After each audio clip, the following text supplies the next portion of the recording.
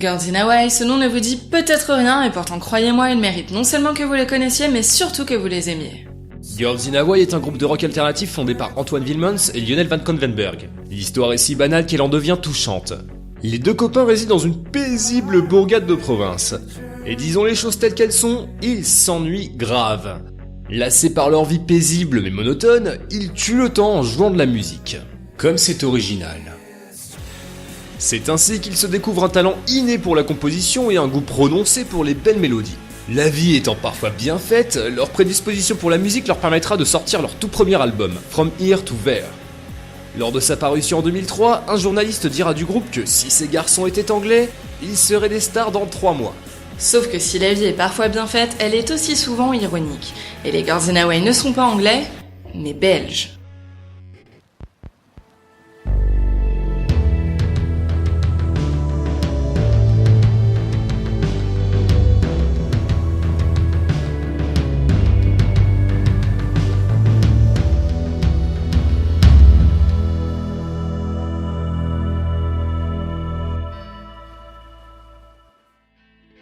Il y a au moins 100 raisons pour lesquelles j'adore Girls in Hawaii. Mais quand on va pas faire une vidéo à ce point interminable qu'elle ferait passer la trilogie du Seigneur des Anneaux pour un court-métrage, on a sélectionné 5. Let's go.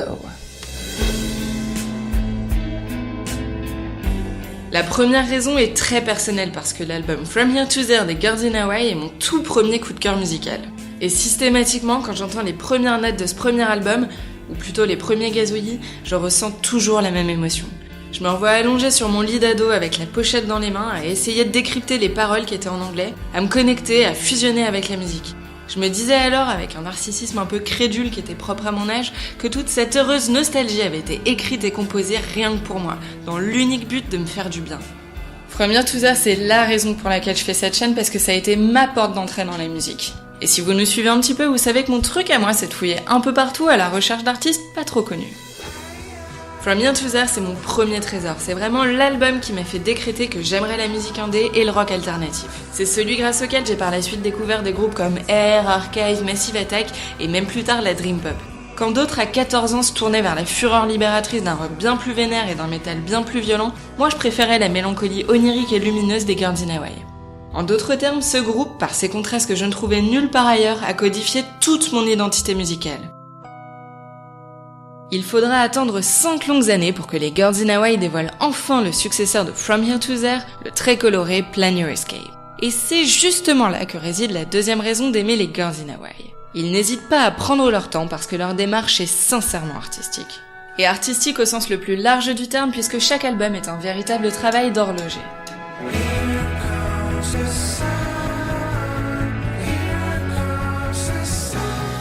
Comme les artistes plasticiens, les peintres, les sculpteurs ou comme les écrivains avec leurs épreuves, les Belges esquissent, ébauchent, reprennent, façonnent et améliorent. Il n'est d'ailleurs pas rare que la bande puise son inspiration dans des livres ou des peintures pour tisser leur propre toile sonore. Par exemple, pour trouver l'inspiration de leur nouvel album, le groupe a écumé les bibliothèques et c'est en tombant sur des peintures de l'artiste britannique Tom Amick qu'ils se sont lancés dans la confection de Nocturne. C'est d'ailleurs l'une de ses œuvres qui sert d'artwork pour la pochette.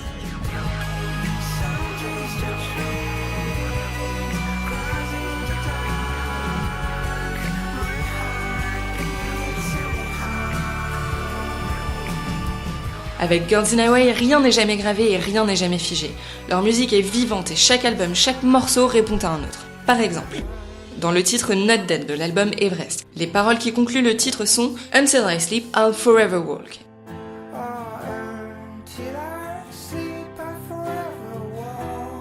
Hasard du calendrier, Walk est le nom du deuxième titre dévoilé du nouvel album, Nocturne, dans lequel les paroles citent explicitement From Here to There, leur tout premier album.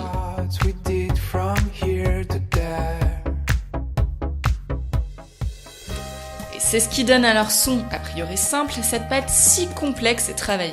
C'est aussi pour cette raison que le groupe prend son temps, parce que leur musique n'est pas simplement conçue pour être jouée, elle est vraiment pensée comme une œuvre évolutive à part entière, où chaque note est à sa place et où chaque parole est raisonnée. Du coup, leur discographie, pourtant si éparse, est ultra cohérente. On parle souvent d'univers musical, au point que ce terme a été complètement privé de son essence, mais avec Girls in Hawaii, la notion est loin d'être galvaudée. Seulement, Girls in Hawaii est longtemps resté un groupe délaissé, voire boudé, car si les Belges prennent leur temps, il faut vraiment faire le même travail de réflexion pour pouvoir pénétrer leur monde. Je n'ai par exemple personnellement jamais accroché avec les premiers albums de Girls in Hawaii. Lorsque le groupe a commencé à percer, j'avais déjà bien entamé le chemin vers le rock, puis le métal progressif. Cet élitisme, avouons-le, immature, et qui fit un peu la paire avec une vision viscéralement rock de la musique et même de la vie en général, m'empêcha longtemps d'apprécier à leur juste valeur des genres plus légers. Et c'est avec ce mea maxima culpa rédempteur que l'on en vient à la 4e raison d'aimer Girls in Hawaii, l'album Everest, sorti en 2013.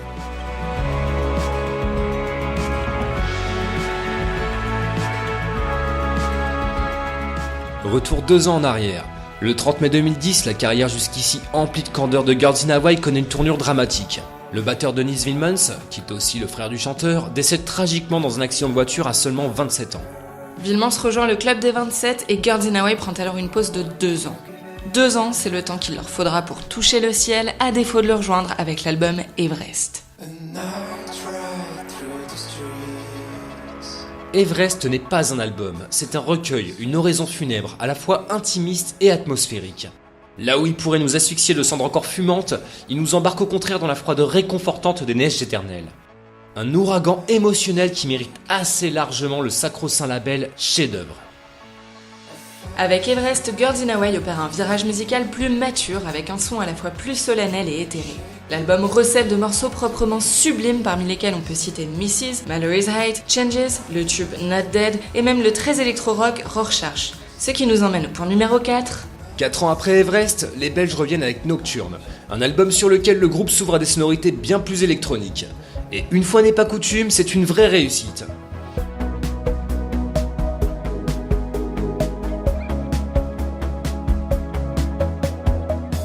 Cette année, ils sont nombreux les groupes à se tourner du côté électronique de la force. Et il faut bien avouer que le genre est devenu incontournable dans l'industrie disque actuelle.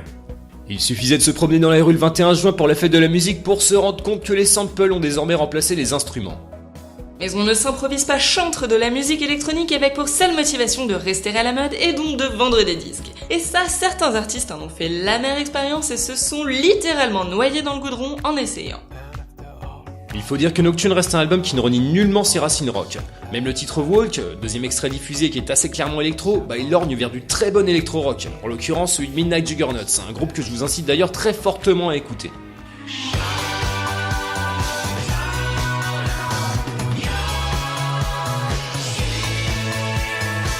Il serait toutefois réducteur de ne parler que des épanchements électroniques de Girls in Hawaii dans Nocturne. Outre Walk, Indifference, Monkey et Willow Grove, qui sont effectivement assez électro, l'album fait aussi la part belle à des sonorités bien plus organiques comme sur le morceau d'ouverture This Late. On peut également citer l'excellent Cyclo, un titre sur lequel n'aurait pas craché Radiohead du temps d'OK Computer. Avec Nocturne, qui est un album à la fois très pop mais aussi sacrément travaillé, Girls in Hawaii étoffe encore davantage son univers. Et c'est ce qui nous amène à la dernière raison d'aimer Girls in Hawaii.